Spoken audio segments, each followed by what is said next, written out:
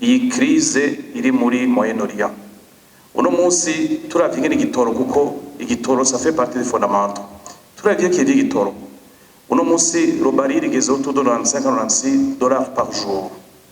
None kwa mushikiranganje ubwo ntituzaba dusanga ibi turiko turavuga uno munsi biri hypothétique.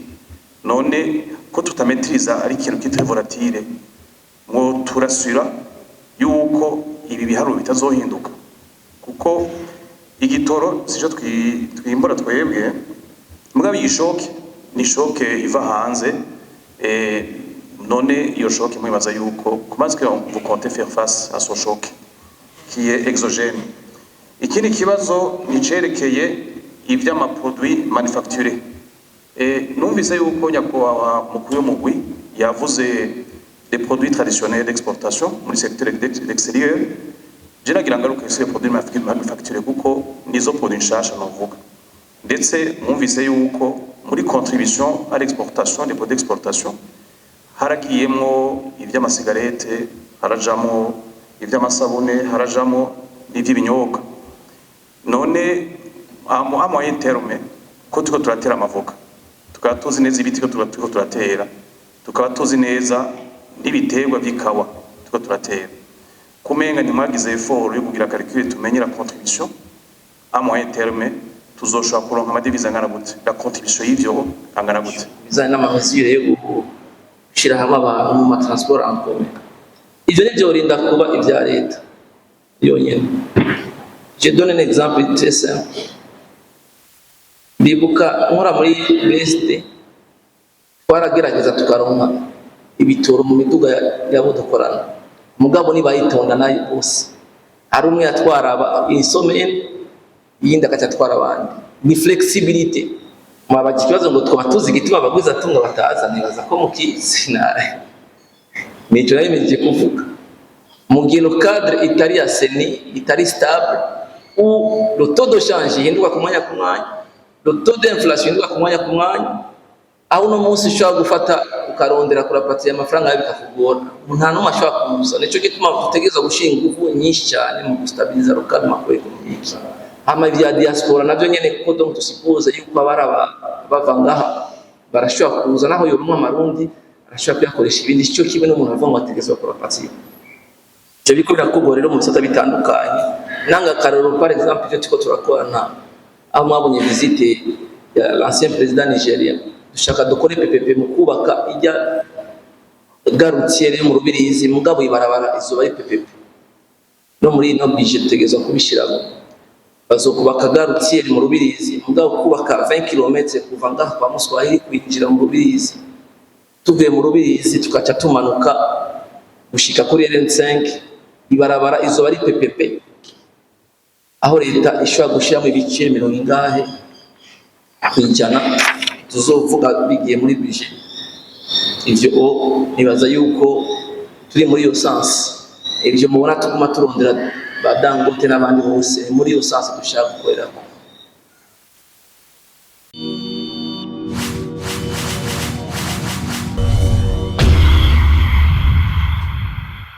Yo bandanya kugira ngo bitume byatira même des investissements étrangers dans le pays, n'abagwiza tunga bakore badebukiwe. Na cyane cyane yuko muri iyi budget turimo yabigarutse ko umukuru w'umugwi wamaho ko mwashizeho cyane ibintu by'ama infrastructure, ari navyo bizofasha ibintu bya écoulement de production ko yose gushika ku masoko. Nyakwa mushikiranganje narifise n'ikindi ndashaka kubaza kuri ibi mwavuze vyerekeye projection macroéconomique iri basée sur l'environnement international, by'amakuru y'idolari, le cours du café na le cours d'amaminere cyane ku zahabu. Nyakwa mushikiranganje sinzi projection mwagize, fisa makenga cyane ndavye kuri ibi byavuzwe vyerekeye iyi crise iri muri Moyen-Orient. Uno munsi turavye ngene igitoro, kuko igitoro ça fait partie des fondamentaux. Turavye kiye igitoro. Uno munsi le baril igeze autour de 95-96 dollars par jour. None kwa mushikiranganje ubwo ntituzaba dusanga ibi turiko turavuga uno munsi biri hypothétique.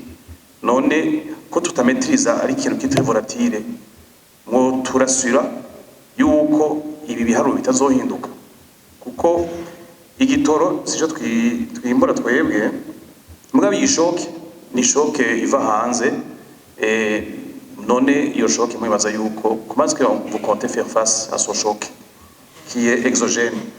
Ikindi kibazo nicerekeye ivy'ama produits manufacturés.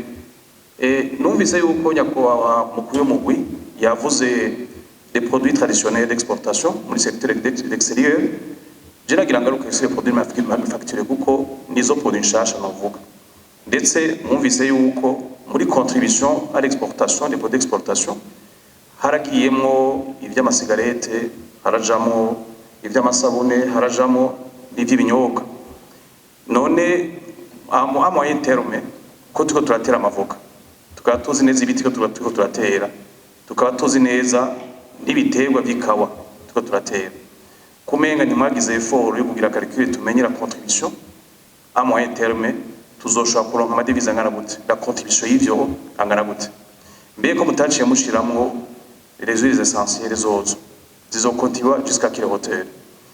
Ikindi nuko nagerageje kurondera muri secteur extérieur hari amadore nabuze mbega la contribution des idées kuko kwiba environnement des affaires muri ko maragira stabilisation du franc bija muri amesike des affaires none bizogenda gute ko mutashize muri idées kuko muri 2016 turavye amadore dufise dusanga la contribution des idées twari dufise autour de 500 millions de dollars par an none bobo bazoshaka contribuer jusqu'à quel niveau.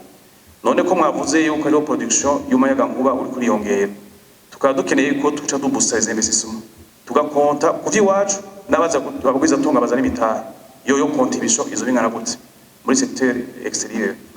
Cenja ngira ko no kuvya diaspora nabonye bafise des contributions zoza zingana gute ko mutazishizemo. Enya kwa mushikiranganje nze kucerekeye le cadre de critères de convergence de l'EAC nivyo yavuze nyakwa mukuru umugwi ibya critères de convergence nibi bitujana vers l'harmonisation yuko tuja mu ifaranga rimwe l'union monétaire. None ko mbona mwahagaze gusa ku makritère amwe ku ma indicateurs notamment le taux d'endettement par rapport au PIB ni cha déficit budgétaire mwongera munaja no kuri kucerekera inflation. Je voulais insister sur l'inflation ndafisa bakenga tuvuye kuri 34% uno musika tuyo taux de 22% tukaba duprojeta gushika kuri 8% kwa tuje muri harmonisation.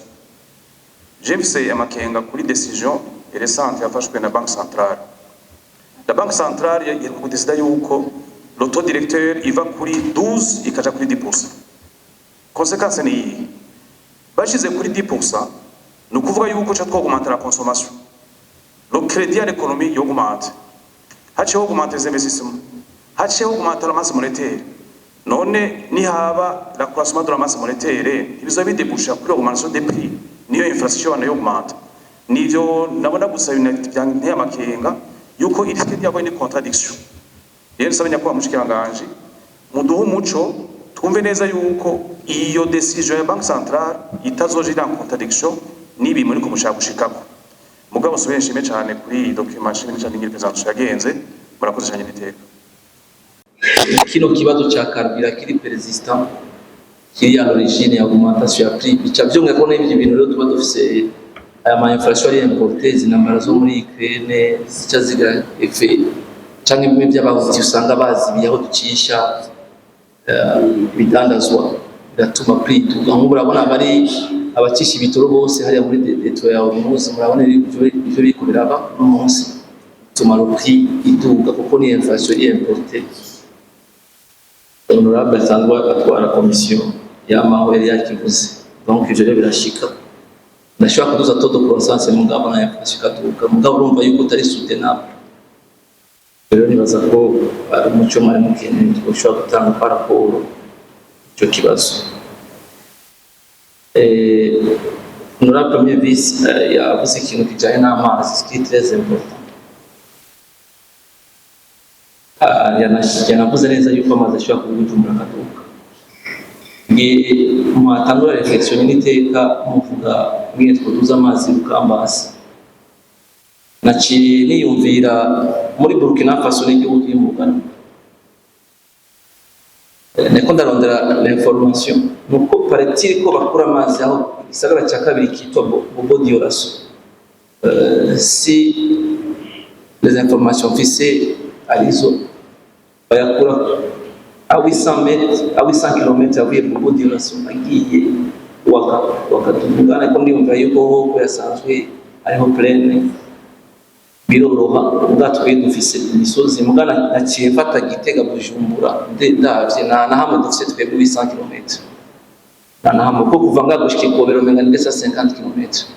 Si igihugu nka Burkina Faso kibikora uko amatwa nsumira semble-t-il yuko les Hollandais babafashije kumurazi ko bakomeye muri ibyo by'amazi barashoboye kubafasha barayakwiga. Nibaza rero yuko kimwe ko muravuga cyo hoba kwiyumvira cyane cyane twiyumvira utuntu duto tout simplement mu gihe dufite icyumviro yuko turiko turajya kure cyo twiyumvira ibintu binini cyane. Rero bisaba yuko twicara tukiyumvira ngute twushobora ku aya mazi kuyakoresha ngaho. Mwavuze Rukambasi mugani mwavuze mu Rumonge ni ya quelques mètres mugaye ingorane zirahari bisigura ko reflexion zacu tugira kenshi tutatiransa amadefi iyi defi batubikore. Bakunda kuvuga kenshi ngo la nature nous a gâtés burya ibihugu biri en difficulté nibyo byiyumvira cyane ngere bitorera inyishu ibibazo byabo. Nibaza yuko ariyo zone de confort bisaba ko twovamo turabe ngene tushobora gukoresha amazi. L'eau douce mwariko murakivuga l'eau douce nk'ibi abakatari bayafise nk'aya mazi nibaza yuko yonyine ashobora kubatunga yonyine. L'eau douce ko sahandi hantu hose aboneka ayo mazi. Nibaza rero ko ari defi mwashuye kuturasa yo gutuma twiyumvira ngene twucyo. Cengira ku kibazo cya Honorable Boniface yavuze ki ya gestion gestion ya management de marais. Ibyo byonyine n'abayobozi ama infrastructure yose qu'on hérite y'ama projet kenshi umenga ni kintu bagize amafaranga y'uwacu. Bisaba yuko tuza tuyumvira maintenance yayo. Ndibuka muri ya boutique hari kenshi baca bashyiraho ibyapa ngene barabara rya pave tusha kuri ni ubucafu mu miserege cyangwa tukamenaja batanije na cya kibazo Honorable Komere yavuze kubijanye n'ingene barabara amabuye arashobora kuva mu ibarabara muga cyatuhindira yuko batuza gukora abandi bantu kandi umpe organize abantu tukasubiza amabuye mu kibanza. Icyo rero maintenance des infrastructures zibaho tureke nizo zonyene za les projets financés par les partenaires zashuye kuduha. Son Excellence amazimisi atugendera tubwira ati none ko mudafata neza n'ibyo mufise mukaje mushaka kubaka ibindi. Nibaza muri finance muri mukiriyo murazi ngene ijyazo amara yatwara mugabo n'akantu karameneka gatuye tugasubiza kandi ufise possibility yo kuyiprevoya muri budget tukabikora. Simvuga ko atamafaranga dufise peut-être ndufise uwo mucyo kumva yuko ikintu ari gwacu twogitegura. Nibaze yuko tout ce qui est maintenance des infrastructures que ça soit izaba financé par les partenaires cyane iziwacu turiko turahimiza cyane ama administration yuko mu mabije yabo bashiramo amafaranga yo kumaintainer ibintu. Muri discussion turiko turagena na nyiriteka kubijanye na gateka ho murabona ibintu biri mu ko bingana mugaye iyi no munsi twese tuca twikorera amaboko kandi assurance uyishizemo assurance ni noyi cyane ukazura yihabukiye buke. Donc iyo twoja muri logique yo kuza turiyumvira ku maintenance ivyo twamaze kuronka deje. Si bya leta byonyene ni bake bari ngaha bamaze gufata assurance y'inzu muga turabona biza biraba kubera inzu zahiye kubera amatara. Ni kuvuga ko iyo culture nayo dufise yo gufata ivyo twaronse. Ndakunda gutanga example umuntu akagura televiziyo nk'ijya yayiguze miliyoni 3 muga akacarane no kugura stabilisateur ya 60,000. Donc nibaze rero yuko twohindura notre façon yo gukora. Gestion des déchets solides liquides cyari cyavuzwe yuko twocongeramo twogishiramo kujya ama plastique azocika izindi ngorane mu misi. Anashatse kuvuga yuko ari ikintu tegeza gutira kwa attention. Turiko turakora. Honorable Nova yavuze ikijyanye na projet de résilience 116 milliards. Iyi ni projet ya Banque Mondiale yo gusubiramo amabarabara perte de transport. Amabarabara 116 milliards ku ibarabara ni make cyane. Abubaka amabarabara bizi 1 kilometre ashobora gutwara $1 million, ni 3 milliards. Bibarabara n'amahera make cyane, asamara menshi cyane. Amabarabara yagutse tuyakore agitega mavuze kuri iyo projet perte nyene harimo étude de faisabilité. Kumurazi gihe son excellence ya kuma Vangoba muri ARD bagina n'amateodolite na été obligé de tushira étude de faisabilité kuri projet perte il y a juste turonke les informations et les koko. Unification de taux de change bavuze zijya ziri muri situation kumeze no munsi n'ingene twostabiliza le cadre macroéconomique mwako mubaza ngo n'ingene bizoshikwa ko nagana bemvite mu dufashe le programme de stabilisation macroéconomique turiko yabaye adopté en conseil des ministres birimo byose byokogwa. Le débat yabaye nini cyane mu gihe aba dévaluation ya mbere muri 2023 nuko no partenaire notamment FMI avuga yuko twotangura kwirivye ko ari yo solution kugira dushobore gukora ibibazo by'ibitoro, ibibazo by'ifumbire.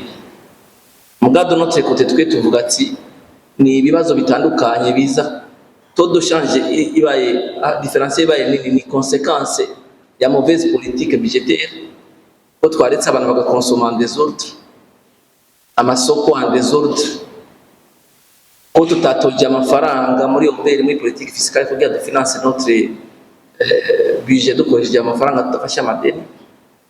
Kwari politique monétaire y'amafaranga aza gufinansa twagiye gutora muri BRB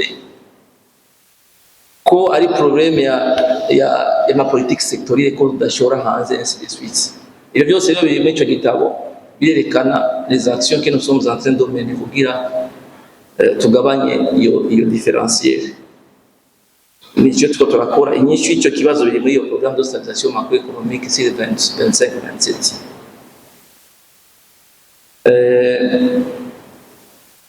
Chenja ku bazo Honorable Emmanuel abagije avuga amakinga kujyana na infrastructure turavyo byashizwemo tuzobishika ko natanga kariro kama PPP. Sinzi ko maze imisi mukurikirana ibyo turiko turakora cyane muri agence de régulation des contrats PPP. Nabivuze neza yuko les sources de financement soit na ma ressources intérieures soit na ma aide au développement, Honorable Sukuru yavuze neza les investissements directs étrangers na ya mécanisme ya PPP na ya mafaranga yo muri diaspora yose dukoresha ide cyane cyo n'ikibazo Honorable Sukuru yavuze ide nishobora kuza mu ito do change kimeze gutya bose baratinya kwa cyabaza ati nzotahana gute imitahe wanje ninabwira cyo nicyo kibazo cya mbere abaza ndaza n'investisa nkacangurisha mu marundi nzoca nkura amadolari hehe kugira nshoye kugana patrimoine y'amadividende y'wanje mu gihe naronka accès muri circuit classique mu gihe ndonka ayo mafaranga kuri to ya marché parallèle nzi yuko bansanze bashobora kumfata bakamfunga sinshobora gufata iyo risque rero ko mutubona rero ko les idées zidashobora kuza kubera iyo ngorane ubu tuca tu aya ma mécanisme ya PPP aya ma contrat menshi ariho yavuze cyama mu gisata cy'amatara murazi two turakorana gigawatt ziri muri yo sense ziya zose mubona ziriko zaba mu gisata kenshi abara aya ma mécanisme ya gutyo ariko arashigwaho leta ishiraho quelque chose abakaza hama vya diaspora navyo nyene kuko donc tusipoze yuko abara bavangaha barashobora kuza naho yo mu marundi arashobora kuyakoresha ibindi cyo kibe no muntu avanga ategezwa gukora parti cyo bikorera ko rero mu bisata bitandukanye nanga karero par exemple cyo tuko turakorana aho mwabonye visite ya l'ancien président Nigeria dushaka dukore PPP mu kubaka ijya garutiere mu Rubirizi mugabo ibarabara izo bari PPP no muri no budget tegezwa kubishiramo bazokubaka garutiere mu Rubirizi mugabo kubaka 20 km kuva ngaha kwa Muswahili kwinjira mu Rubirizi tuvuye mu Rubirizi tukaca tumanuka gushika kuri RN5 ibarabara izo bari PPP aho leta ishobora gushiramo ibice 100 kwijana tuzovuga bigiye muri budget.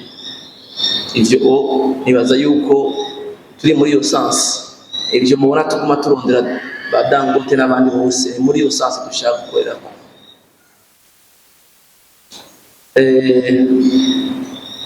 Mwabaje ikibazo ngo twaba tuzi igituma abagwiza atunga bataza, nibaza ko mukizi nawe nico nayemeje kuvuga. Mu gihe le cadre itari ya seni itari stable, où le taux de change hinduka ku mwanya ku mwanya, le taux d'inflation hinduka ku mwanya ku mwanya, aho no munsi ushobora gufata ukarondera kurapatira amafaranga yawe bikakugora, nta n'umwe ashobora kuza. Nico gituma dutegereza gushinga ingufu nyinshi cyane mu gustabiliza le cadre macroéconomique, kuko nivyo birashyira umu investisseur ati dollar ryanjye shizemo no munsi rifise no valeur, ejo bizoba bimeze gute? Nico nibaza yuko gituma batashobora kuza cyane. Honorable Pacifique nibaza ko nyene iteka yatanze inyishu kubizanye n'amamesure yo gushira hamwe abantu mu transport en commun. Ivyo nivyo rinda kuba ibya leta yonyene. Je donne un exemple très simple. Ndibuka nkora muri BSD twaragerageza tukaronka ibitoro mu miduga yabo dukorana, mugabo nibayitonda nayo bose. Hari umwe yatwara insomene, yindi akatwara abandi. Ni flexibility, kuko twategerezwa kuba karorero twebwe nk'abategetsi mu byo tuko turakora. Ni flexibility, hanyuma tube responsable n'ingene tubikoresha. Nituce tubona ko ari bya leta ko dutegerezwa gusohoka n'importe quel moment, ko ndafise iyo possibility yo gusaba ibitoro mugasi bose babironka. Plus ndabikoresha ari byinshi ciye ndimita nawe wundi atarafise ingene uja kubisaba. Ibi rero nivyo rinda kuba itegeko rya leta. Ikindi cya kabiri, aha umugore arafise imodoka, umugabo arafise imodoka, umugabo mwese musohoka kandi nta n'umwe aba ku birometero 50. Sinzi ko bayita ko namba ariko voiturage ibintu nk'ivyo iburaya, urahari ama espace ubwira mugasiga imodoka imwe mukaja mu yindi. Turabe na twebwe nos habitudes de consommation yuko koko ivyo tuvuga vya discipline turi muri ivyo. Hanyuma komsa tubikoze twoca tubigeneraliza n'ahandi hose. Ikindi yashuye kwishuranye n'iteka ni ibi by'ama véhicule électrique. Beaucoup plus turiko turagira murazi kuba taxe ari ama taxe nk'abice nk'atatu adatangwa muraguze imodoka électrique, hanyuma uguze bus ya plus de 30 places électriques na taxe ari. Sinzi ko mwabonye muri iminsi yari Organisation des Nations Unies nze kuvuga izina tanze imiduga iha muri leta ajya kwara ko yikura. Bo bashaka kujya muri électrique, mugabo ingene baza kubikontabiliza iwabo izo cicika edo development. Ku miduga bagiriyemo bakiye baduha twese tukaja tuyandika ko muri doya nakana. Oro baronse amafaranga mashashi, politiki yabo niyo kugura imiduga, reka tuce tuyikura. Genda muri mu ambassade ubu presque benshi bafise ama véhicule électrique. Donc ils s'adaptent en fonction de la situation. Twarakoze ikintu kijyanye no kugura amabisi électrique, c'était dans ce sens. Kandi bazayimana dushoboye ari zizoshika kugira turabe ko twosahiriza.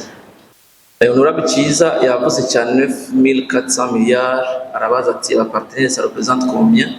Le total 9 milliards 761, financement extérieur 1584, ça représente 16%. Ça représente 16%. Le financement extérieur. Si cyo mwavuze tuca twongera ku ma projet, nuko twerekana kuri tel projet bashiramo angahe, ça donne une indication ingene bibera neza. Ikindi cya kabiri kijyanye n'ingene ama projet ataba exécuté kubera usanga dusamara cyangwa iki